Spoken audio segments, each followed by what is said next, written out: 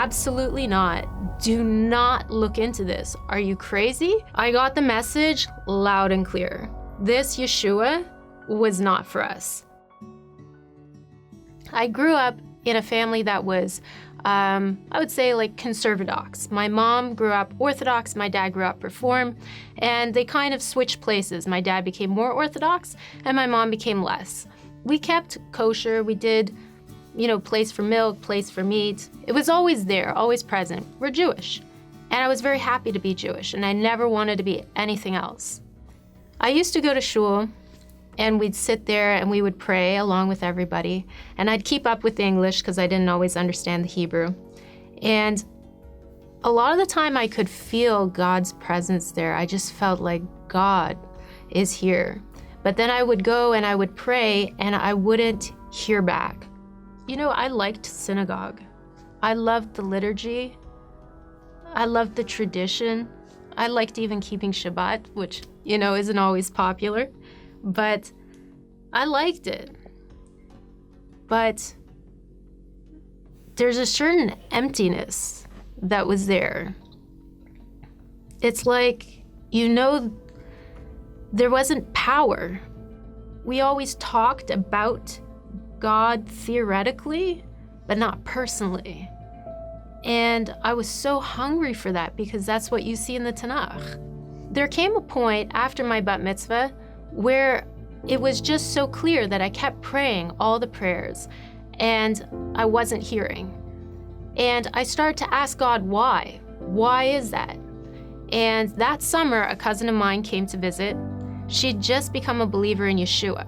And then she started talking to us about, Yeshua, could he actually be the Messiah? Really? I mean, what? Jesus is Yeshua? Jesus could possibly be the Messiah? It just seemed so, what? Something went off in my brain like, well, we're waiting for the Messiah. What if he is? How can I find out if he is? I went to church with her once, just because I was curious. And it was crazy.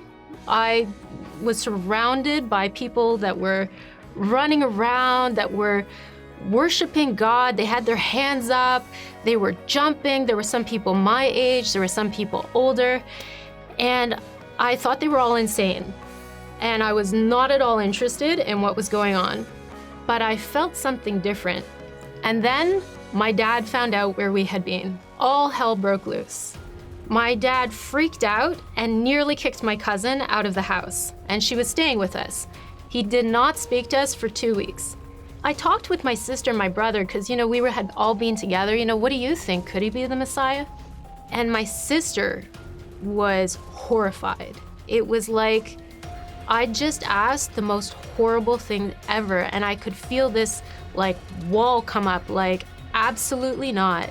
Do not look into this. Are you crazy? She said to me, go and look into our own religion. You don't even know enough yet to even think about this. So I started on a path to become Orthodox because I figured that was the way to know God.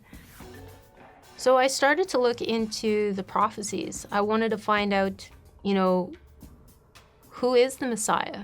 What is the Messiah supposed to do? What do people say about the Messiah?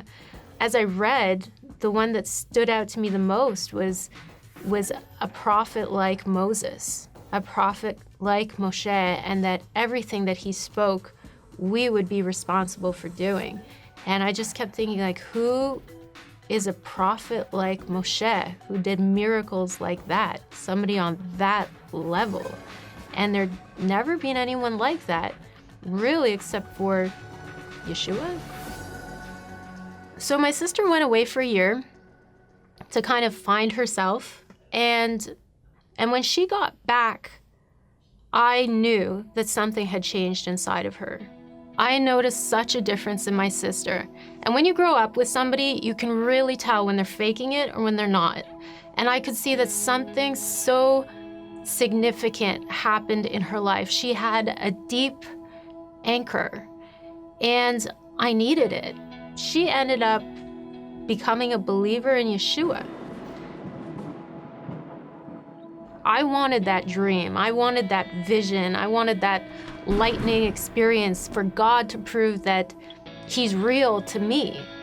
And finally, I heard a clear voice in my heart saying, you've heard enough, you've seen enough, it's time to just believe. I couldn't deny that Yeshua was real, but I was faced with this dilemma of my dad, my friends. What's gonna happen? It was such a big struggle in my heart. You know, do you go with the truth or do you go with what's comfortable? But you know, at the end, I couldn't say no. I knew he was real. I knew he was true. And it was like, okay, I'm doing it. It's happening. My dad was like Mount Vesuvius erupting. He was so hurt. You know, he took it very personally. Like, why are you betraying me? What did I do wrong? Your grandparents would be rolling over in their graves if they could hear this. You know, it would have been better if I was a drug addict than believe in Yeshua. Anything except Yeshua. Whatever the cost was, I figured it's worth it. I love my family more than anything, and I want them to accept me. But sometimes when you say or you choose a side, you have to choose it and you stand on it. I mean, to have a close relationship with God, the truth is worth it. Life with Yeshua would be worth it.